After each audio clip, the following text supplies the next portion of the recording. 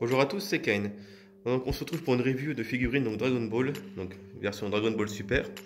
On est sur la grande Dista Oversea donc de Son Goku, Ultra Instinct, repeint par Chris Fig. La figurine a été achetée donc chez Derive Store et repeint par Chris. Donc on voit bien que déjà sur la vue générale, par rapport à la version donc grande Dista classique, notamment au niveau du pantalon, on a un orange qui est uniforme.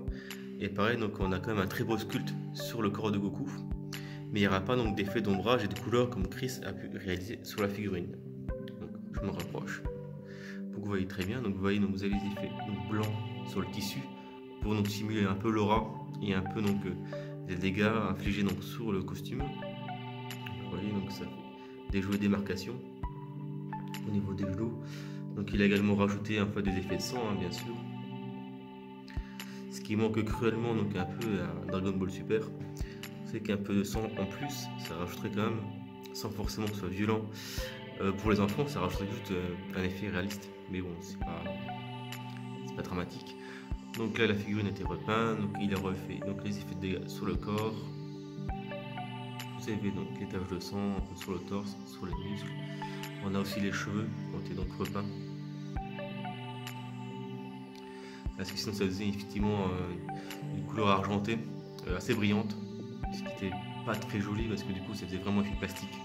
Dès que les bonnes presto en fait, surtout pour les cheveux, quand ce soit du jaune clair ou l'effet Ultra Instinct blanc, ils ont vraiment un plastique très brillant, donc du coup en vitrine c'est tout de suite un effet vraiment plastique.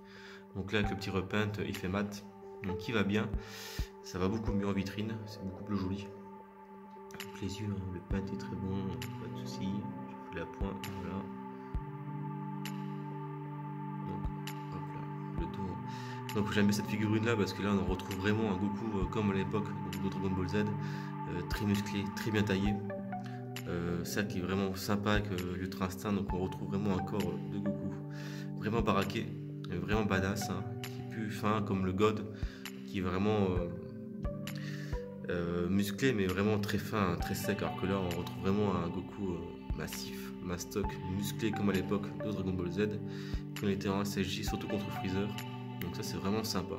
On a vraiment un corps très bien détaillé, très bien musclé, vraiment en puissance. On retrouve vraiment toute la badassitude de Goku dans cette figurine là. Donc là je trouve que c'est une figurine qui est vraiment très bien. Je fais plus trop de PVC en Dragon Ball parce que je prends beaucoup plus de résine et je préfère prendre une belle résine de temps en temps que de prendre des PVC. Mais celle-ci me l'a fallu. On est vraiment sur un beau produit. Donc on a vraiment un très beau sculpte. On a un beau corps qui est bien fait. On a un Goku avec le regard qui est vraiment énervé, donc vraiment bien badass. Donc ça c'est une petite figurine vraiment sympa. En plus donc c'est pas une version de dimension, donc la version Grandista. La Oversea en plus européenne elle est mieux parce que la version européenne donc Oversea est un peu plus grande, un peu plus massif, donc elle est vraiment sympa à ce niveau là. Et en plus vu que c'est une gamme Grandista classique, du coup on est sur une figurine à 30 €. On est à 29,90 €. Vous rajoutez 6 € de frais de port ou sinon directement au magasin à 30 €. Franchement, vu le sculpte qu'il y a dessus, je vous dirais foncé, c'est vraiment une très belle figurine, une des plus belles à l'heure actuelle, avec la figurine que j'avais déjà fait en review quand on a SSJ. Là on est vraiment sur un beau produit. On a vraiment un beau dessin, un beau sculpte dessus. Ça fait vraiment plaisir d'avoir ça en vitrine.